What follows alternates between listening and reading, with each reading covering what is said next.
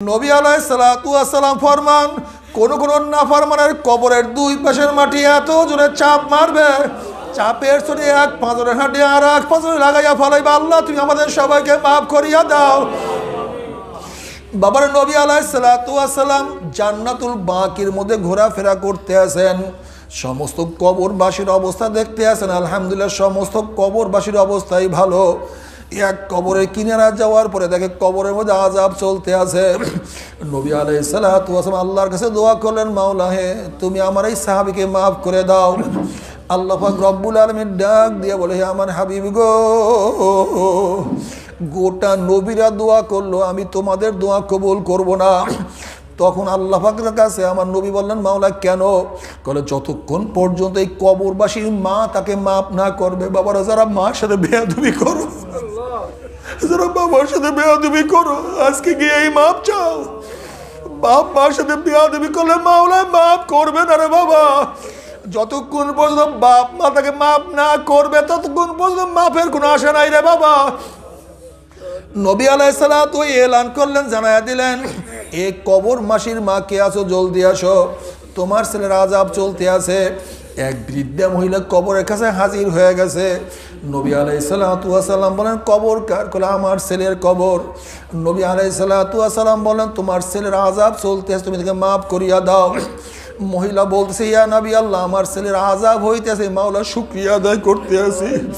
বলে আবার কেমন কথা, ছেলের আযাব হয় তুমি শুকরিয়া আদায় করো? তখন মহিলা বলছে, ইয়া নবী আল্লাহ, ইয়া রাসূলুল্লাহ, আপনি ঘটনা শুনেন।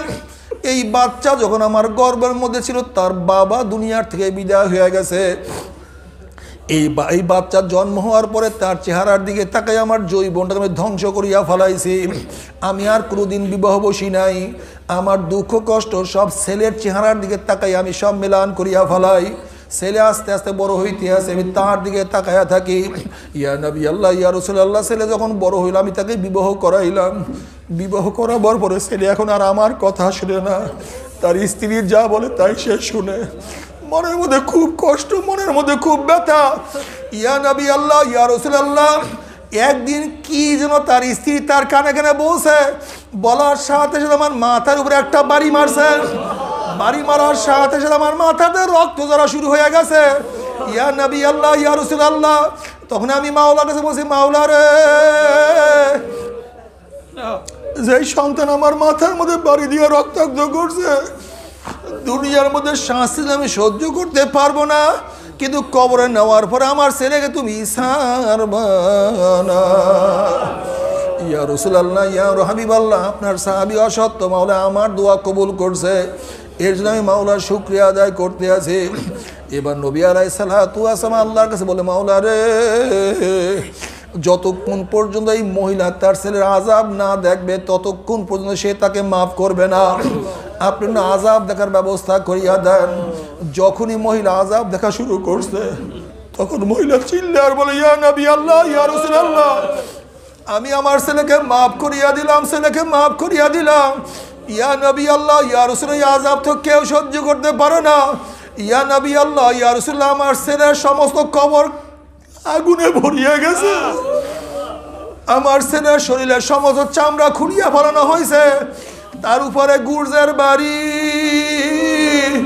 এই আযাব তো কেউ সহ্য করতে পারে না। আল্লাহ, আল্লাহ তুই আমাদের সবাইকে মাফ করিয়া দাও। বাবারে, মনকে একটা জিনিস বুঝাও রে মন, 1 লক্ষ বা 2,24,000 পয়গম্বর কোনোদিন মিথ্যা কথা বলতে পারে না। লক্ষ লক্ষ কোটি কোটি আল্লাহর ওলিরা কোনোদিন মিথ্যা কথা বলতে পারে না। কোরআন ও হাদিস কোনোদিন মিথ্যা হইতে পারে না। ওরে মন, যদি গুনাহ নিয়ে মাওলার কবরে যায় আমার তো উপায় হবে না। আল্লাহ, আল্লাহ তুই আমাদের সবাইকে মাফ করিয়া দাও। কাজে এই মুহূর্তে মনকে বুঝো রে মন, আমার স্ত্রী বেজার হয় হোক, আমার স্বামী বেজার হয় হোক, আমার বন্ধু বেজার হয় হোক, আমার বাবা বেজার হয় হোক, আমার দল যায় যাক, আমার নেতা যায় যাক, আমার সব কিছু যায় যাক, আমি মারা যাব কিন্তু মাওলাকে ছাড়বো না। আমার সব কিছু ত্যাগ করতে পারবো, মাওলাকে ত্যাগ করতে পারবো না। দুনিয়াতে খাইলেও বাঁচবো, না খাইলেও মারা যাবো, খাইলেও মারা যাবো, না খাইলেও মারা যাবো, খাইলেও বাঁচবো না। কাজে দুনিয়া আমি মাওলাকে কামাই না করিয়া মাওলার কবরে যাব না। আল্লাহ আল্লাহ তুমি আমাদের সবাইকে বুঝ দিয়া দাও। বুঝের মালিক তুমি, হেদায়েতের মালিক তুমি বাবারে। এই জন্য যখন নামাজে দাঁড়াও ইহদিনাস সিরাতাল মুস্তাকিম যখন পড়বা, বারবার আল্লাহর কাছে দোয়া করো, মাওলা আমাকে হেদায়েত দান করো, আমাকে হেদায়েত দান করো, আমাকে হেদায়েত দান করো। হেদায়েতের মালিক তুমি, তুমি হেদায়েত না দিলে কেউ হেদায়েত পাবে না। এর জন্য বারবার মাওলার কাছে হেদায়েতের দোয়া করতে থাকো রে বাবা। এরপর আল্লাহ পাক রব্বুল আলামিন কাউকে জান্নাত কাউকে জাহান্নামের ব্যবস্থা করিয়া দিবে। আহারে জাহান্নামের লোক জ্বলতে জ্বলতে কলিজা শুকায়া যাবে, জিব্রা শুকায়া যাবে।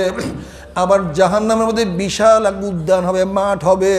এই মাঠের মধ্যে বিশাল বিশাল কাঁটা থাকবে। একদল মানুষ চেহারার উপরে হাঁটতে থাকবে। যখন চেহারার উপরে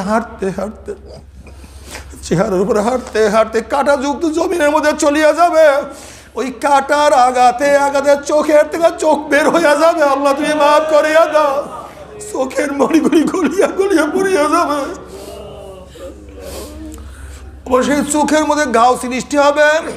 আবার ঘাড়ের মধ্যে পোকা কিট কিট করে কামড় দিতে থাকবে। আবার ঘাড় থেকে গলিয়া গলিয়া পুষ পড়তে থাকবে। কি যে ব্যথা!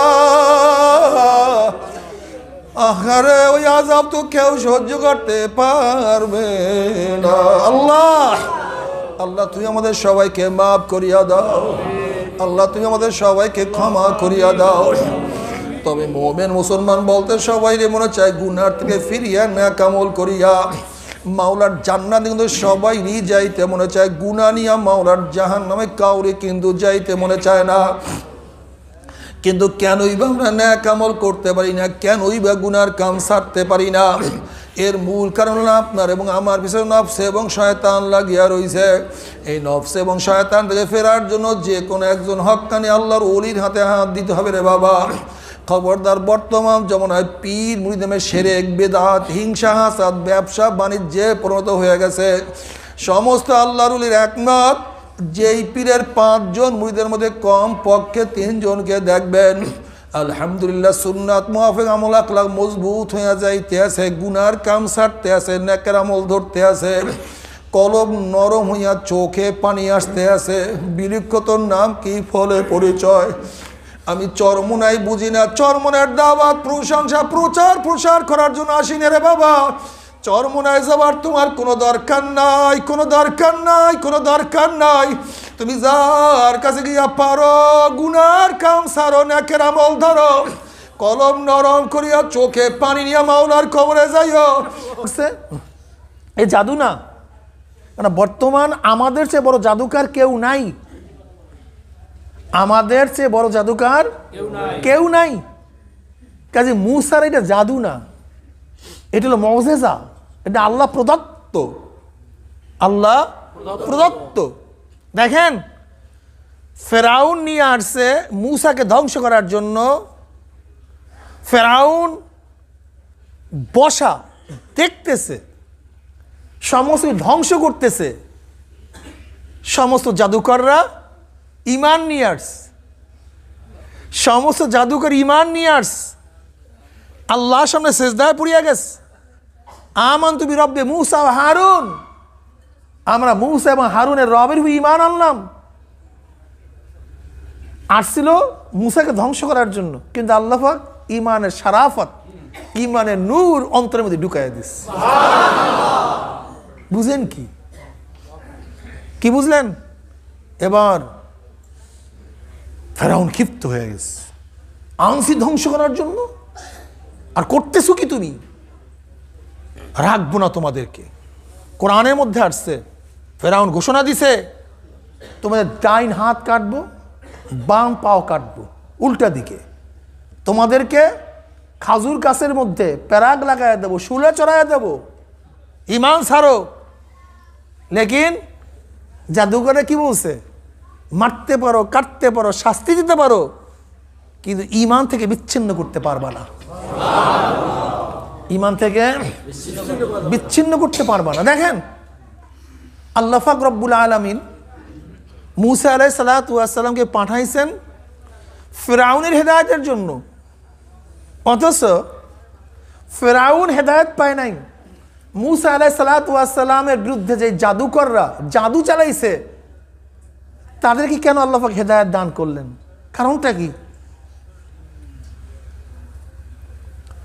অনেক মুফাসসিরিন কেরাম বলেন আল্লাহ পাক রব্বুল আলামিনের কাছে মূসা আলাইহিস সালাতু ওয়াস সালাম নিজেই প্রশ্ন করছেন, মাওলা হে, পাঠাইছো তুমি ফিরআউনকে হেদায়েত করার জন্য, কিন্তু তুমি ফিরআউনকে হেদায়েত না দিয়া জাদুকরদেরকে হেদায়েত দিলা কেন? আল্লাহ উত্তর দেয়, মূসা শোন, তোকে তাচ্ছিল্য করার জন্য সমস্ত জাদুকরদেরকে ফিরআউন তোর পোশাক পরায় দিস, তোর পোশাক পরায় দিছে। তুমি যেই পোশাকে আসছো সেই পোশাককে ঘৃণিত করার জন্য, অপমান করার জন্য, অপদস্থ করার জন্য, হেয় প্রতিপন্ন করার জন্য তোমার পোশাক জাদুকরদের গায়ে লাগাইয়া দিছে। আমি দেখলাম তোমার পোশাক যাদের গায়ে শোভা পায়, আমার কুদরতি অন্তর চায় না তাদেরকে জাহান্নামে দিয়ে, জাহান্নামে দেয়ার মন চায় না। আজকে যদি তোমার পোশাক ফিরআউনও পরতো, আমি তাকেও হেদায়েত দিয়ে দিতাম। আমার কুদরত চায় না তোমার পোশাক পরিহিত মানুষ জাহান্নামে জ্বলবে, এটা ভালো লাগে নাই। মুসলমান বন্ধুগণ, আমার দোস্ত, ও যুবক, ও মুরব্বী, সরদার দো আলম আলাইহিস সালাতু ওয়াস সালামের পোশাক যদি পরিধান করো, সুন্নাত অনুযায়ী যদি চলতে পারো, আমারও বিশ্বাস যেই পোশাকের সাথে, যেই চেহারার সাথে, যেই শরীরের সাথে, যেই চরিত্রের সাথে আমার নবী আলাইহিস সালাতু ওয়াস সালাম মিল থাকবে, আমার মাওলা পাক রব্বুল আলামিন তাদেরকে জাহান্নামে নিতে পারে না। এটা আমার বিশ্বাস। আমার মাওলা রহমান রহিম, আমার মাওলা দয়াবান মেহেরবান। আমার নবীর পোশাক পরবা, আমার নবীর সুন্নাত অনুযায়ী চলবা, আর তোমাদেরকে আমার মাওলা জাহান্নামে দিবে, এটা কিভাবে হয়? হ্যাঁ, এটা হয় না। আল্লাহ নবী কি বলেন? মান আহাব্বা সুন্নতি ফাকাদ আহাব্বানি ওয়া মান আহাব্বানি কানা মাই ফিল জান্নাহ। স্পষ্ট হাদিস, স্পষ্ট হাদিস। যারা আমার সুন্নাতকে মোহাব্বত করছে তারা আমাকেই মোহাব্বত করছে, আর যারা আমাকে মোহাব্বত করছে আমার সাথী হইয়া জান্নাতে চলে যাবে। জান্নাতে চলে যাবে, যাবে কিভাবে জাহান্নামে? আহা, কি মজা না? আমার যুবক বন্ধু, তুমি কেন বিশ্বাস করতেছো না? কেন বুঝতেছো না? আজকে দেখছো একজন হলিউডের পাগল, বলিউডের পাগল, হলিউড অনুযায়ী, নায়ক অনুযায়ী চুল রাখে, ওই লুচ্চা অনুযায়ী পোশাক পরে। আজকে ব্রাজিলের খেলোয়াড়ের পাগল, ওদের খেলোয়াড়ের ডিজাইনে চুল কাটে, দাড়ি কাটে, পোশাক পরে। আর্জেন্টিনার পাগলরা সেই অনুযায়ী নিজেকে সাজায়, জার্মানির পাগলরা সেই অনুযায়ী নিজেকে সাজায়, আজকে বোম্বের পাগলরা সেই অনুযায়ী নিজেকে সাজায়, আর মদিনার পাগলরা মদিনা অনুযায়ী নিজেকে সাজায়। এইটাই মোহাব্বতের আলামত বাবা, আর কিচ্ছু না। এইটাই মোহাব্বতের আলামত। কোন বাড়ি ব্রাজিলের সাপোর্ট বলার প্রয়োজন নেই, তার বাড়ির পতাকা প্রমাণ করে। কোন বাড়ি আর্জেন্টিনার সাপোর্ট মুখ দিয়ে বলার দরকার নেই, তার বাড়ি প্রমাণ করে, তার পোশাক প্রমাণ করে, তার চুল প্রমাণ করে। ঠিক কার কলবের মধ্যে মদিনার মোহাব্বত, কার অন্তরের মধ্যে আমার নবীর মোহাব্বত, মুখে বলার দরকার নাই, তার মাথা প্রমাণ করে, তার চেহারা প্রমাণ করে, তার পোশাক প্রমাণ করে, তার ঘর প্রমাণ করে, তার ব্যবসা প্রমাণ করে, তার রাজনীতি প্রমাণ করে, তার নেতা প্রমাণ করে। মদিনার মোহাব্বত করো আর তুমি শয়তানের দল করবা। মদিনার প্রেমে পড়ছো আর তোমার নেতা হলো আমার নবীর দুশ্মন, আমার নবীর দুশ্মন। হ্যাঁ, আমার নবীকে পছন্দ করে না, আমার নবীকে কটূক্তি করে, ইসলামকে জবাই দেওয়ার চক্রান্ত করে, আর তাদের দোল করবা, তাকে নেতা মানবা, আর নবীর পিছনে জান্নাতে যাবা। যদি জান্নাত বিশ্বাস না করে সেটা ভিন্ন কথা, সেটা ভিন্ন কথা। হাজারো করে না, অসুবিধা কোথায়? শয়তানের দল কি জান্নাত বিশ্বাস করে? করবে না। আমি তো আগেই বলছি গ্রুপ দুইটা, গ্রুপ তো দুইটা, করবে না। কোরআনকে বিশ্বাস করবে না, হাদিসকে বিশ্বাস করবে না, নবীকে বিশ্বাস করবে না। দেখো না বর্তমানে কি চলতেছে? আলেমদেরকে কিভাবে কটূক্তি করে, আলেমদেরকে কিভাবে কটূক্তি করে দেখছো? আজকে মাহফিল বন্ধ করতেছ, কারণটা কি তুমি জানো? এর কারণটা কি? বেঈমানের গোষ্ঠী দেখছে হাজারো যুবক, লক্ষ লক্ষ মানুষ মাহফিলের কারণে আমার মাওলার পরিচয় পাইছে, এই মাহফিলের কারণে দাড়ি রাখছে, এই মাহফিলের কারণে টুপি পড়ছে, এই মাহফিলের কারণে কলেমা শিখছে। বেঈমানদের কি ঘুম আছে নাকি? হারাম হয়ে গেছে ঘুম হারাম হয়ে গেছে। আরে আগে মাহফিল বন্ধ কর, আগে মাহফিল বন্ধ কর, পরের কথা পরে। আমার গায়ের মধ্যে আগুন জ্বালায় দিস, শয়তান বলছে আমার গায়ের মধ্যে আগুন জ্বালায় দিছে, মাহফিল বন্ধ কর আগে, পরে কথাবার্তা বল, আগে মাহফিল বন্ধ কর। যুবকরা নামাজি হয়ে যেতেছে, অষ্টমে পড়ে, 9-এ পড়ে, 10-এ পড়ে, দাঁড়িয়ে রাখছে, 5 ওয়াক্ত নামাজ পড়ে, ব্যাস মুক্তিযোদ্ধার সন্তান, নামাজে যাও রাজাকারে পলা হয়ে গেছে, ব্যাস ব্যাস। তুমি জানো মুসলমানের গোষ্ঠী, কপাল পোড়া মুসলমানের গোষ্ঠী, নামধারী মুসলমানের গোষ্ঠী। মোদি বলছে আমি উদ্বিগ্ন মৌলবাদীদের উত্থানে, শুরু হয়ে গেছে। কয়েকদিন আগে মোদি বলছে না মৌলবাদীর উত্থানে আমি কি উদ্বিগ্ন, ব্যাস উদ্বিগ্ন তো শুরু হয়ে গেছে। মুসলমান কঠিন, তোমাদের দ্বারা তোমাদেরকে জবাই দিতে আছে, তোমাদের দ্বারা তোমাদেরকে, নামধারী মুসলমানের দ্বারা, নামধারী মুসলমান, ভিতরটা কুফুরি, ভিতরটা শিরক। কি যে বিদ্বেষ ইসলামের প্রতি, ইসলামের প্রতি কি যে বিদ্বেষ এদের। অথচ বাতিল থেকে প্রশ্ন করা উচিত, হে বাতিলের গোষ্ঠী, আমরা টুপি খুলতে পারি না তা না, পারি কিন্তু খুলি না। ও বাতিলের গোষ্ঠী, তুমি যেখানে পড়াশোনা করো তোমার সে 14 গোষ্ঠী আরো বড় বড় মেধাবী মাদ্রাসার, এই যে ছেলেটা 6 মাসে 1 বছরে কোরআন শরীফের মধ্যে 30 পারা কোরআন মুখস্থ করে, ওর মেধার অবস্থা কি বলেন তো? বলেন তো মেধার অবস্থাটা কি? 30 পারা কোরআন শরীফ যেই ছেলেটা, যেই মেয়েটা 6 মাসে 1 বছরে মুখস্থ করে, এখন বলেন তোর মেধার অবস্থাটা কি? ও বিসিএস ক্যাডার হইতে পারতো না? হ্যাঁ, ডাক্তার হইতে পারতো না? ইঞ্জিনিয়ার হইতে পারতো না? কি ভাবেন টাবেন কি? হ্যাঁ, ওরা ভাবে টাবে কি?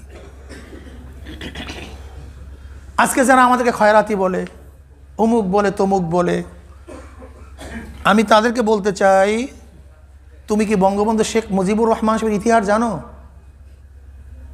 তুমি জানো? জাহেল, তুমি তো জানো না। অসমাপ্ত আত্মজীবনীর মধ্যে তুমি লেখা দেখো, সে কোন স্কুলে পড়াশোনা করছে? মিশনারি স্কুলে পড়াশোনা করছে, যেখানে ফ্রি পড়ানো হইতো, ফ্রি, যেখানে পয়সা দিয়ে পড়া হইতো না, ফ্রি পড়ানো হইতো, সেই স্কুলে শেখ সাহেব পড়াশোনা করছে।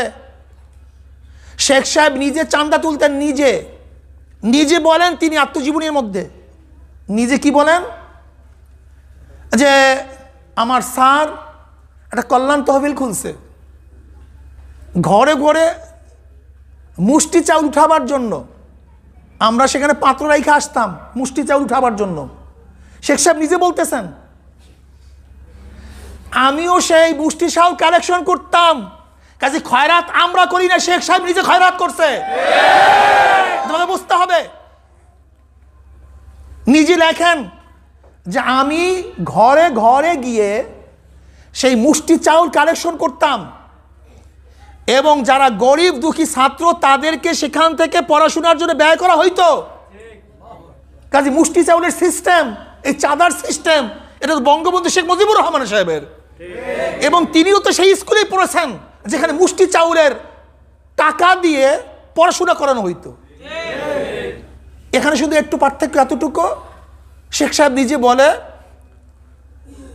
মুষ্টি চাউল যেই ঘর থেকে দিত না আমরা সেই ঘরে ঢিলা মারতাম। এখন আমাদের কি করতে হবে? যাদেরকে চাঁদা চাইবো তারা চাঁদা না দিলে তাদের ঘরের ভিতরে ঢিলা মারতে হবে। এইটাই সে শিক্ষা দিচ্ছে আমাদেরকে। এটা আত্মজীবনের মধ্যে লেখা, নিজে লেখস। যারা মুষ্টি চাউল দিত না যেই ঘর থেকে, সেখানে কি করতো?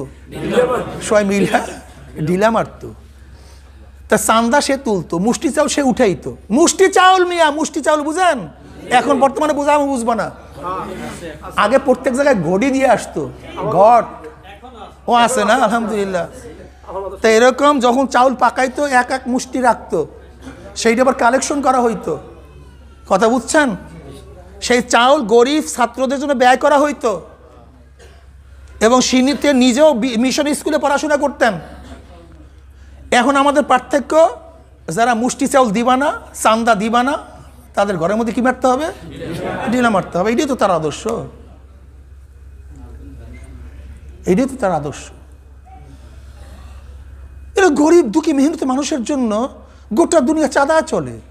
বারাক ওবামা চাঁদা করছে, ট্রাম্পও চাঁদা করে, গোটা দুনিয়া চাঁদা চলে।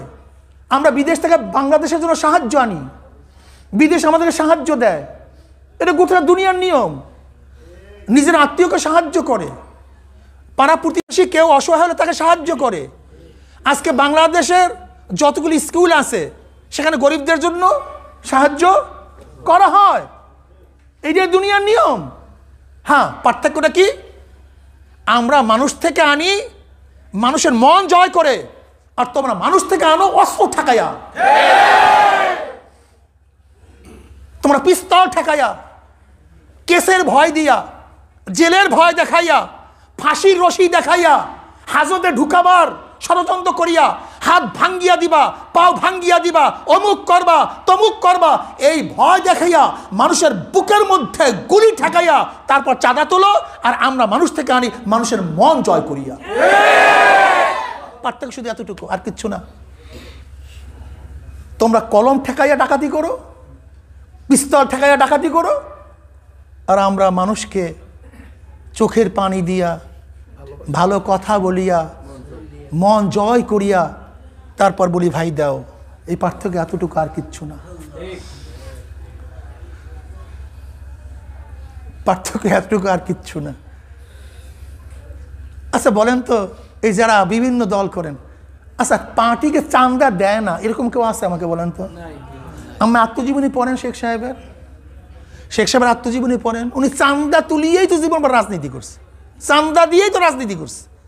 এমনকি নারায়ণগঞ্জে এক সময় তখন মাওলানা আব্দুল হামিদ খান ভাসানী সাহেব বলছে 58 পয়সা দিছে, যাও নারায়ণগঞ্জ সফরে যাও, সাংগঠনিক প্রোগ্রামে।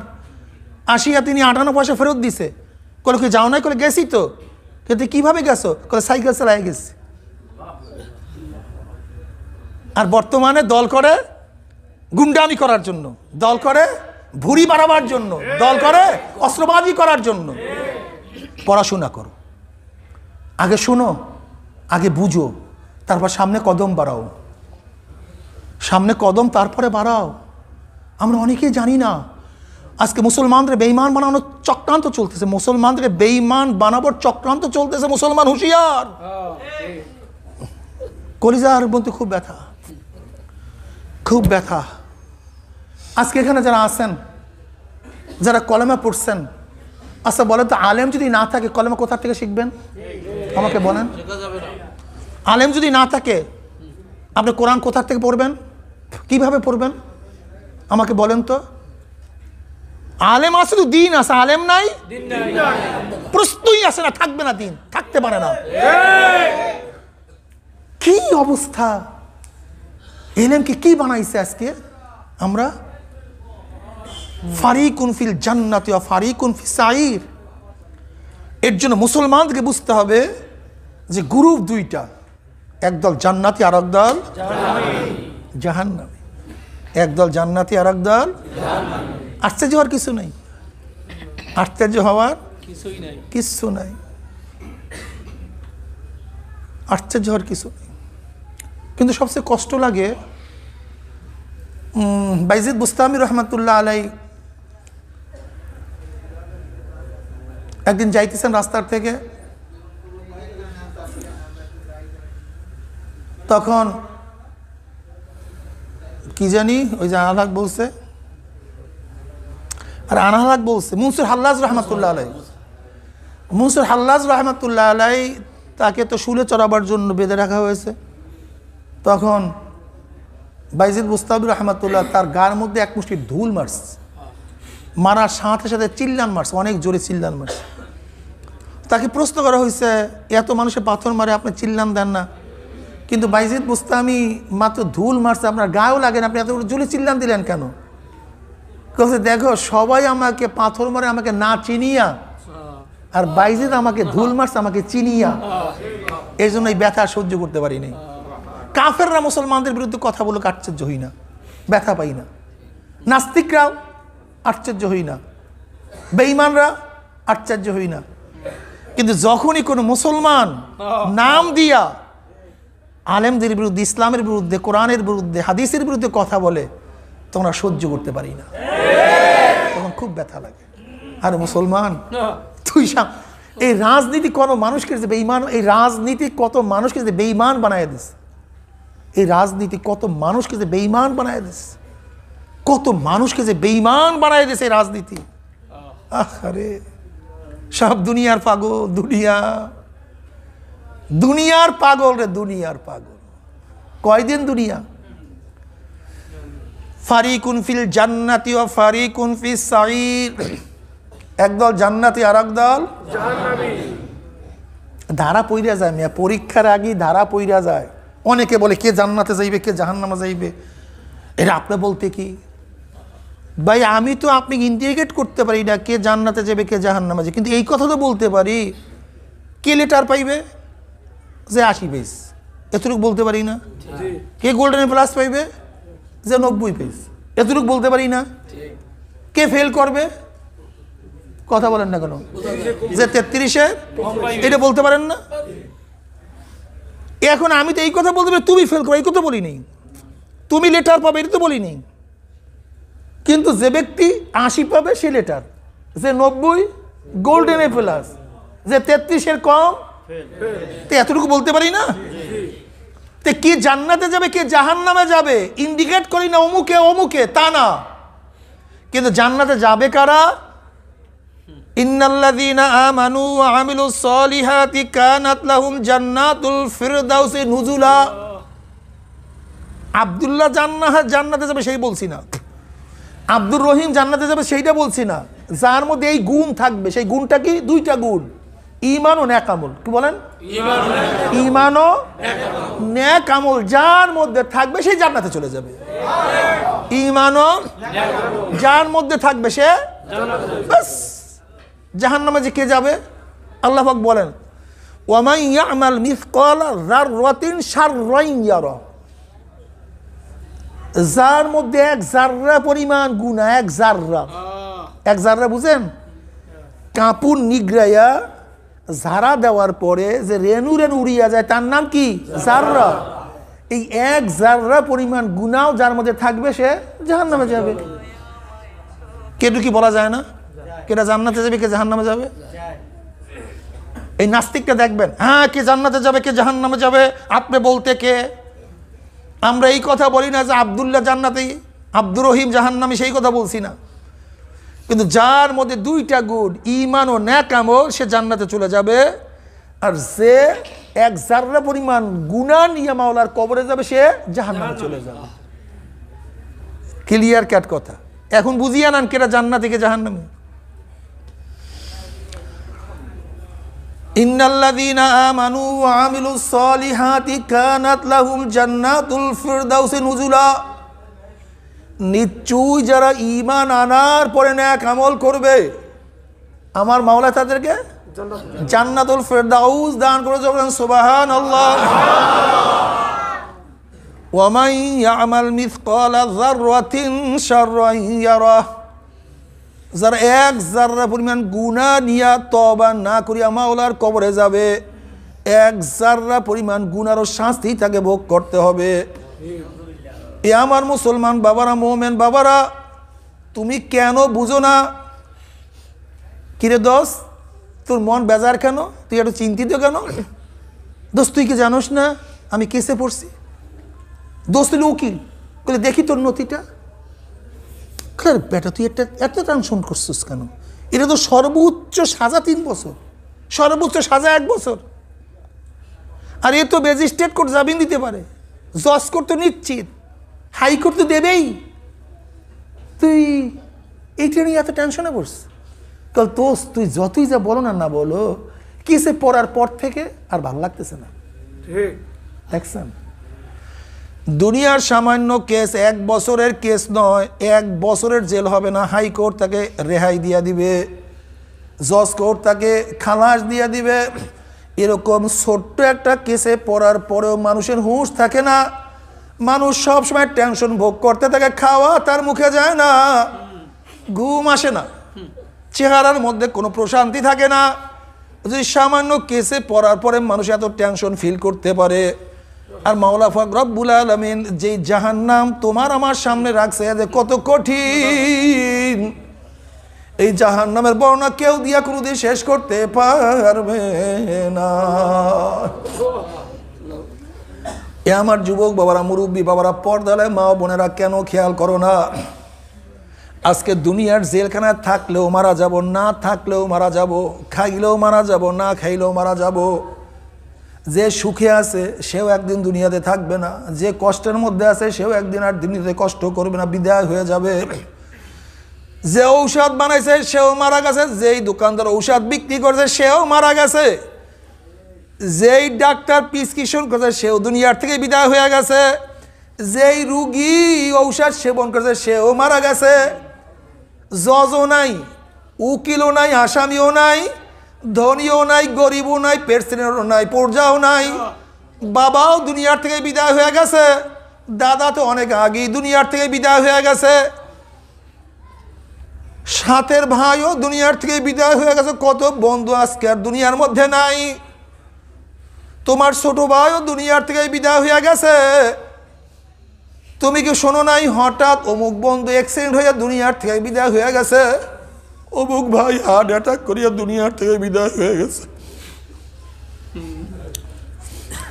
কত সুস্থ মানুষ আজকে দুনিয়াতে নাই। তুমি আমি একদিন দুনিয়াতে থাকবো না। বাবারে কি নিয়ে রওনা করছো, কোথায় রওনা করছো?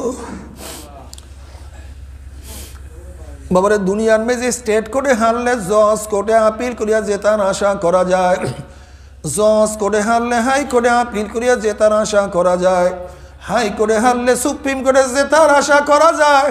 কিন্তু খুদা না খাস্তা, খুদা না খাস্তা, খুদা না খাস্তা, মৌয়াতের মামলায়, কবরের মামলায়, কিয়ামতের মামলায়, ওই মিজান পুলসারাতের মামলা যদি একবার স্লিপ কাটিয়া যায় আর তো দ্বিতীয়বার আপিল করা যাবে না। মৌয়াতের চান্স একবার, ও আমার যুবক বাবা, ও মুরব্বী বাবা, দ্বিতীয়বার আর কোনো চান্স নাই, একবারই চান্স, একবার চান্স। আমার জ্ঞানী বাবারা, তুমি কেন খেয়াল করো না? যমুনা গ্রুপের মালিক বাবুল সাহেব এত বড় ধনী, 5 জন বা 7 জন ডাক্তার বিদেশ থেকে নিয়ে আসছে স্পেশাল ফ্লাইটে। বাবুল সাহেব বলছে, ডাক্তার সাহেব সমস্ত টাকা নিয়ে আসেন, একটু শ্বাস করার ব্যবস্থা করিয়া দেন, আর সহ্য করতে পারি না। বাবারে, মাওলাকে রাজি খুশি না করিয়া কেউ মাওলার কবরে যাইও না। মনকে হুজুরে মন, কবরে যাওয়ার চান্স একবার, দ্বিতীয়বার ঢোকার কোনো চান্স নেই রে মন। আল্লাহ তুমি আমাদের সবাইকে মাফ করিয়া দাও। আল্লাহ তুমি আমাদের সবার কলমের মধ্যে বুঝ দান করো, হেদায়েতের আলো দান করো। যদি মাওলাকে নিয়ে মাওলার কবরে যাইতে পারো, কবরটা কি যে শান্তির জায়গা হবে। নবী আলাইহিস সালাতু ওয়াস সালাম ফরমান, একদল মানুষ কোরআনের পাগল, যারা দুনিয়ার মধ্যে তেলাওয়াত করত, কবরে যাওয়ার পরে ফেরেশতারা আসবে, বলবে ভাই একটু কোরআন তেলাওয়াত করিয়া শোনাও। তুমিও আমাকে শোনাও, আমি তোমাকে শোনাই। ফেরেশতা এত সুন্দরভাবে কোরআন তেলাওয়াত করা শুরু করবে, একজন আরেকজন শুনাইবে। খতম করার আগেই হঠাৎ আওয়াজ পাবে। কিসের আওয়াজ ভাই? বলে কিয়ামতুল কিয়ামা, কিয়ামত কায়েম হয়ে গেছে। যারা জিকিরের পাগল বলবে ভাই আসো একটু জিকির করি, এত জিকিরে মজা, জিকিরের মধ্যে এমন মজা লাগবে। মোনাজাত দিবে, হঠাৎ আওয়াজ, ভাই কিসের আওয়াজ? বলে কিয়ামতুল কিয়ামা, কিয়ামত আরম্ভ হয়ে গেছে। বলে ভাই আল্লাহ আল্লাহ রসুল কোনোদিন মিথ্যা কথা বলতে পারে না, আলেম ওলামারা কোনোদিন মিথ্যা কথা বলতে পারে না। তারা বসে কবরের মধ্যে হাজার হাজার বছর থাকতে হবে। কই এই মাত্র আমি কবরের মধ্যে আসলাম, কিভাবে হাজার হাজার বছর চলিয়া গেল। বলে আল্লাহ পাকের বান্দা আমাদের মাওলা কি এমন ভাবে রাজি খুশি করিয়া আসছো, এই হাজার হাজার বছর চলিয়া গেছে, কিন্তু আমার মাওলা কোনো কিছু অনুভবও করতে দেয় নাই। আল্লাহ তুমি কবুল করিয়া নাও। কিন্তু আমার বেনমাজি বাবারা, হে মদখোর হারামখোরের দলেরা, হে ইয়াবা গাঁজাখোরের দলেরা, হে জেনাকারের দলেরা, আল্লাহ তুমি আমাদের সবাইকে মাফ করিয়া দাও। হে দুনিয়ার পাগলের দলেরা, আল্লাহ না করুক, আল্লাহ না করুক, মাওলাকে রাজি খুশি না করে যদি মাওলার কবরে যাও, ওই কবর আর কবর থাকবে না। নবী আলাইহিস সালাতু ওয়াস সালাম ফরমান, কোন কোন নাফরমানের কবরের দুই পাশের মাটি এত জোরে চাপ মারবে, চাপের চড়ে এক পাঁজরের হাঁটে আর এক পাঁজরে লাগাইয়া ফেলাইবা। আল্লাহ তুমি আমাদের সবাইকে মাফ করিয়া দাও। বাবার নবী আলাইহিস সালাতু ওয়াস সালাম জান্নাতুল বাকির মধ্যে ঘোরাফেরা করতে আছেন, সমস্ত কবরবাসীর অবস্থা দেখতে আছেন। আলহামদুলিল্লাহ সমস্ত কবরবাসীর অবস্থাই ভালো। এক কবরের কিনারা যাওয়ার পরে দেখে কবরের মধ্যে আযাব চলতে আছে। নবী আলাইহিস সালাতু ওয়াস সালাম আল্লাহর কাছে দোয়া করলেন, মাওলা হে তুমি আমার এই সাহাবীকে মাফ করে দাও। আল্লাহ পাক রব্বুল আলামিন ডাক দিয়ে বলে, হে আমার হাবিব গো, গোটা নবীরা দোয়া করলো, আমি তোমাদের দোয়া কবুল করব না। তখন আল্লাহ পাকের কাছে আমার নবী বললেন, মাওলা কেন? বলে যতক্ষণ পর্যন্ত এই কবরবাসীর মা তাকে মাফ না করবে। বাবারা যারা মার সাথে বেয়াদবি করো, যারা বাবার সাথে বেয়াদবি করো, আজকে গিয়ে এই মাপ চাও। বাপ মার সাথে বেয়াদবি করলে মাওলা মাফ করবে না রে বাবা। যতক্ষণ পর্যন্ত বাপ মা তাকে মাফ না করবে, ততক্ষণ পর্যন্ত মাফের কোনো আশা নাই রে বাবা। নবী আলাইহিস সালাতু এলান করলেন, জানায়া দিলেন, এ কবর মাসির মা কে আছো, জলদি আসো, তোমার ছেলের আযাব চলতে আছে। এক বৃদ্ধা মহিলা কবরের কাছে হাজির হয়ে গেছে। নবী আলাইহিস সালাতু ওয়াস সালাম বলেন, কবর কার? বলে আমার ছেলের কবর। নবী আলাইহিস সালাতু ওয়াস সালাম বলেন, তোমার ছেলের আযাব চলতে আছে, তুমি তাকে মাফ করিয়া দাও। মহিলা বলতেছে, ইয়া নবী আল্লাহ, আমার ছেলের আযাব হইতেছে, মাওলা শুকরিয়া আদায় করতে আছি। বলে আবার কেমন কথা, ছেলের আযাব হয় তুমি শুকরিয়া আদায় করো? তখন মহিলা বলছে, ইয়া নবী আল্লাহ, ইয়া রাসূলুল্লাহ, আপনি ঘটনা শুনেন। এই বাচ্চা যখন আমার গর্ভের মধ্যে ছিল, তার বাবা দুনিয়ার থেকে বিদায় হয়ে গেছে। এই বাচ্চার জন্ম হওয়ার পরে তার চেহারার দিকে তাকাই আমার যৌবনটাকে আমি ধ্বংস করিয়া ফেলাইছি। আমি আর কোনোদিন বিবাহ বসি নাই। আমার দুঃখ কষ্ট সব ছেলের চেহারার দিকে তাকাই আমি সব মেলান করিয়া ফেলাই। ছেলে আস্তে আস্তে বড় হইতে আছে, আমি তার দিকে তাকাইয়া থাকি। ইয়া নবী আল্লাহ, ইয়া রাসূলুল্লাহ, ছেলে যখন বড় হইল আমি তাকে বিবাহ করাইলাম। বিবাহ করাবার পরে ছেলে এখন আর আমার কথা শুনে না, তার স্ত্রীর যা বলে তাই সে শুনে। মনের মধ্যে খুব কষ্ট, মনের মধ্যে খুব ব্যথা। ইয়া নবী আল্লাহ, ইয়া রাসূলুল্লাহ, একদিন কি যেন তার স্ত্রী তার কানে কানে বলছে, বলার সাথে সাথে আমার মাথার উপরে একটা বাড়ি মারছে। বাড়ি মারার সাথে সাথে আমার মাথাতে রক্ত ঝরা শুরু হয়ে গেছে। ইয়া নবী আল্লাহ, ইয়া রাসূলুল্লাহ, তখন আমি মাওলার কাছে বলছি, মাওলা রে, যেই সন্তান আমার মাথার মধ্যে বাড়ি দিয়ে রক্তাক্ত করছে, দুনিয়ার মধ্যে শাস্তি আমি সহ্য করতে পারবো না। কিন্তু কবরে নেওয়ার পরে আমার ছেলেকে তুমি ছাড়বা না। ইয়া রাসূলুল্লাহ, ইয়া হাবিবাল্লাহ, আপনার সাহাবী অসত্য, মাওলা আমার দোয়া কবুল করছে, এর জন্য আমি মাওলার শুকরিয়া আদায় করতে আছি। এবার নবী আলাইহিস সালাতু ওয়াস সালাম আল্লাহর কাছে বলে, মাওলা রে, যতক্ষণ পর্যন্ত এই মহিলা তার ছেলের আযাব না দেখবে ততক্ষণ পর্যন্ত সে তাকে মাফ করবে না। আপনি না আযাব দেখার ব্যবস্থা করিয়া দেন। যখনই মহিলা আযাব দেখা শুরু করছে তখন মহিলা চিল্লে আর বলে, ইয়া নবী আল্লাহ, ইয়া রাসূলুল্লাহ, আমি আমার ছেলেকে মাফ করিয়া দিলাম, ছেলেকে মাফ করিয়া দিলাম। ইয়া নবী আল্লাহ, ইয়া রাসূলুল্লাহ, আযাব তো কেউ সহ্য করতে পারে না। ইয়া নবী আল্লাহ, ইয়া রাসূলুল্লাহ, আমার ছেলের সমস্ত কবর আগুনে ভরিয়া গেছে, আমার ছেলের শরীরের সমস্ত চামড়া খুঁড়িয়া ফেলানো হয়েছে, তার উপরে গুর্জের বাড়ি। এই আযাব তো কেউ সহ্য করতে পারে না। আল্লাহ, আল্লাহ তুমি আমাদের সবাইকে মাফ করিয়া দাও। বাবারে, মন কি একটা জিনিস বুঝাও রে মন, 1 লক্ষ বা 2,24,000 পয়গম্বর কোনোদিন মিথ্যা করতে বলতে পারে না। লক্ষ লক্ষ কোটি কোটি আল্লাহর ওলিরা কোনোদিন মিথ্যা কথা বলতে পারে না। কোরআন ও হাদিস কোনোদিন মিথ্যা হইতে পারে না। ওরে মন, যদি গুনাহ নিয়ে মাওলার কবরে যায় আমার তো উপায় হবে না। আল্লাহ, আল্লাহ তুমি আমাদের সবাইকে মাফ করিয়া দাও। কাজে এই মুহূর্তে মন কে বুঝো রে মন, আমার স্ত্রী বেজার হয় হোক, আমার স্বামী বেজার হয় হোক, আমার বন্ধু বেজার হয় হোক, আমার বাবা বেজার হয় হোক, আমার দল যায় যাক, আমার নেতা যায় যাক, আমার সব কিছু যায় যাক, আমি মারা যাব কিন্তু মাওলাকে ছাড়বো না। আমার সব কিছু ত্যাগ করতে পারবো, মাওলাকে ত্যাগ করতে পারবো না। দুনিয়াতে খাইলেও বাঁচবো, না খাইলেও মারা যাবো, খাইলেও মারা যাবো, না খাইলেও মারা যাবো, খাইলেও বাঁচবো না। কাজে দুনিয়া আমি মাওলাকে কামাই না করিয়া মাওলার কবরে যাব না। আল্লাহ, আল্লাহ তুমি আমাদের সবাইকে বুঝ দিয়া দাও। বুঝের মালিক তুমি, হেদায়েতের মালিক তুমি। বাবারে, এই জন্য যখন নামাজে দাঁড়াও ইহদিনাস সিরাতাল মুস্তাকিম যখন পড়বা, বারবার আল্লাহর কাছে দোয়া করো, মাওলা আমাকে হেদায়েত দান করো, আমাকে হেদায়েত দান করো, আমাকে হেদায়েত দান করো। হেদায়েতের মালিক তুমি, তুমি হেদায়েত না দিলে কেউ হেদায়েত পাবে না। এর জন্য বারবার মাওলার কাছে হেদায়েতের দোয়া করতে থাকো রে বাবা। এরপর আল্লাহ পাক রব্বুল আলামিন কাউকে জান্নাত কাউকে জাহান্নামের ব্যবস্থা করিয়া দিবে। আহারে, জাহান্নামের লোক জ্বলতে জ্বলতে কলিজা শুকায়া যাবে, জিহ্বা শুকায়া যাবে। আবার জাহান্নামের মধ্যে বিশাল এক উদ্যান হবে, মাঠ হবে। এই মাঠের মধ্যে বিশাল বিশাল কাঁটা থাকবে। একদল মানুষ চেহারার উপরে হাঁটতে থাকবে। যখন চেহারার উপরে হাঁটতে কাঁটাযুক্ত জমিনের মধ্যে চলিয়া যাবে, ওই কাঁটার আঘাতে চোখের থেকে চোখ বের হইয়া যাবে। আল্লাহ তুমি মাফ করিয়া দাও। চোখের মণিগুলি গলিয়া গলিয়া পড়িয়া যাবে। সেই চোখের মধ্যে ঘাও সৃষ্টি হবে।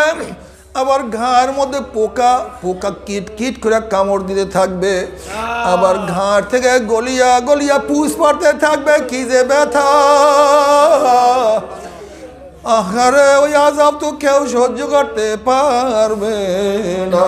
আল্লাহ, আল্লাহ তুমি আমাদের সবাইকে মাফ করিয়া দাও। আল্লাহ তুমি আমাদের সবাইকে ক্ষমা করিয়া দাও। তবে মুমিন মুসলমান বলতে সবাই মনে চায় গুনার থেকে ফিরিয়া নেক আমল করিয়া মাওলার জান্নাতে কিন্তু সবাইরই যাইতে মনে চায়। গুনাহ নিয়া মাওলার জাহান্নামে কাউরে কিন্তু যাইতে মনে চায় না। কিন্তু কেনই বা আমরা নেক আমল করতে পারি না, কেনই বা গুনার কাম ছাড়তে পারি না? এর মূল কারণ হলো আপনার এবং আমার পিছনে নফস এবং শয়তান লাগিয়া রয়েছে। এই নফস এবং শয়তান থেকে ফেরার জন্য যে কোনো একজন হক্কানি আল্লাহর ওলির হাতে হাত দিতে হবে রে বাবা। খবরদার, বর্তমান জমানায় পীর মুরিদের শিরক বিদআত হিংসা হাসাদ ব্যবসা বাণিজ্যে পরিণত হয়ে গেছে। সমস্ত আল্লাহর ওলির একমত, যেই পীরের 5 জন মুরিদের মধ্যে কম পক্ষে 3 জনকে দেখবেন আলহামদুলিল্লাহ সুন্নাত মুআফিক আমল আখলাক মজবুত হয়ে যাইতে আছে, গুনার কাম ছাড়তে আছে, নেকের আমল ধরতে আছে, কলব নরম হইয়া চোখে পানি আসতে আছে। বিলিক্ষতর নাম কি, ফলে পরিচয়। আমি চরমোনাই বুঝি না, চরমোনার দাওয়াত প্রশংসা প্রচার প্রসার করার জন্য আসিনি রে বাবা। চরমোনায় যাবার তোমার কোনো দরকার নাই, কোনো দরকার নাই, কোনো দরকার নাই। তুমি যার কাছে গিয়া পারো গুনার কাম সারো, নেকের আমল ধরো, কলম নরম করিয়া চোখে পানি নিয়া মাওলার কবরে যাইও। যেরকম দুনিয়ার ঘরে আগুন লাগলে পানি সারা নিভানো যায় না, ঠিক তো ধ্রুব তোমার এবং আমার গুনার দ্বারা যেই জাহান নামের আগুন জ্বলিয়া রইছে, চোখের পানিও সারা কিন্তু জাহান নামের আগুন নিভানো সম্ভব না। কাজে বাবা আমার জন্য দোয়া চাই, আমিও দোয়া করি, সবাই সবার জন্য প্রাণ খুলিয়া দোয়া করো, যেন কিয়ামতের ময়দানে গলাগলি বাঁধিয়া মাওলা একসাথে জান্নাতে যাওয়ার তৌফিক দিয়া দেয়। আল্লাহুম্মা